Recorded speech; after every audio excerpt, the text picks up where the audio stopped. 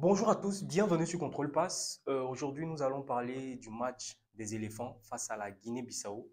C'est vrai que les éléphants ont maîtrisé totalement le match, même s'il y a eu quelques frayeurs de leur part.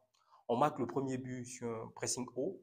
Seko Fofana, il est dans son schéma préférentiel, il ouvre son pied, mais il met le premier but qui libère un peu les Ivoiriens. Et le deuxième but vient sur une erreur technique de la part du défenseur gambien. Crasso ne se fait pas prier. Sur un retourné acrobatique, il met le deuxième but. Break des éléphants de Côte d'Ivoire. La Guinée-Bissau, équipe intéressante dans la construction du jeu, dans la remontée de balle, dans la circulation du ballon.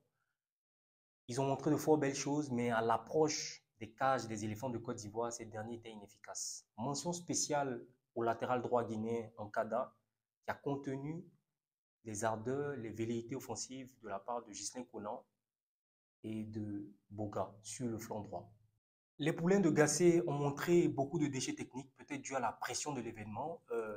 Déjà la passe latérale de Senghor à la 30e, la passe manquée de Serge Aurier à la deuxième mi-temps, Diomandé sur ses interventions défensives, surtout à la 75e, sa passe sur Sangaré qui est interceptée. Ghislain Conan, dans son utilisation du ballon, je trouve qu'il aurait pu mieux faire dans les retraits. Je pense que les éléphants de Côte d'Ivoire ont été quelque part submergés par la pression de l'événement. Après, je pense qu'on devait alterner le jeu parce on a trop joué sur le côté gauche, en l'occurrence le côté de Ghislain Conan.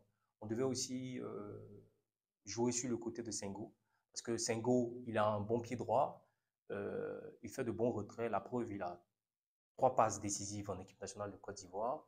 Et aussi, n'oublions pas que quand il est à l'origine des actions, quand il déboule intérieurement, je pense que ça favorise beaucoup d'actions offensives sur son côté. Et donc, je pense que on devait alterner un peu. À la perte du ballon, nous avons vu que le contre-pressing des Ivoiriens n'était pas du tout intéressant. Les Ivoiriens avaient du mal à se replacer. Les Ivoiriens laissaient beaucoup d'espace. Contre le Nigeria, ça peut nous coûter cher. C'est un schéma qu'on avait l'habitude de voir pendant les matchs de préparation et pendant les matchs de poule. Et je pense que les Ivoiriens doivent redoubler d'efforts, doivent courir 2 fois plus, doivent avoir le souci de se replacer. Sinon, si on croise une équipe qui a des flèches devant, qui a des joueurs de qualité, ils peuvent nous faire très mal sur ce genre d'action. Les ailiers, je vous en supplie, lorsque vous avez le ballon, les 1 contre 1 ne sont pas les seules options. Il y a d'autres choses à faire. Il y a les passes, il y a le jeu en première intention.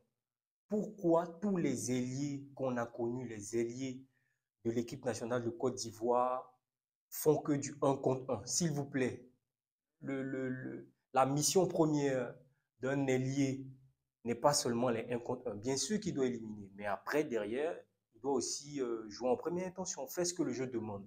Pour ce match, ce que j'ai envie de retenir, c'est les 3 points. C'est les 3 points.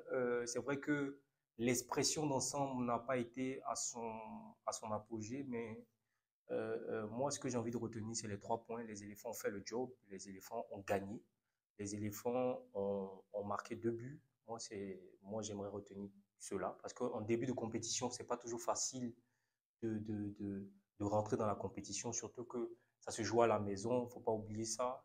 Les éléphants de Côte d'Ivoire ont eu une grosse pression. Ils ont gagné le premier match, il faut les encourager. Et ensuite, c'est vrai que dans notre vidéo, on a parlé des pistes à améliorer, mais bien sûr, il y a toujours des choses à améliorer. Voilà. Et donc, moi, je dis bravo aux éléphants. Et next step, contre les Niger, je veux voir une équipe de Côte d'Ivoire rassurante et qui propose vraiment dans le contenu de belles choses et qui gagne surtout. À bientôt pour la prochaine capsule.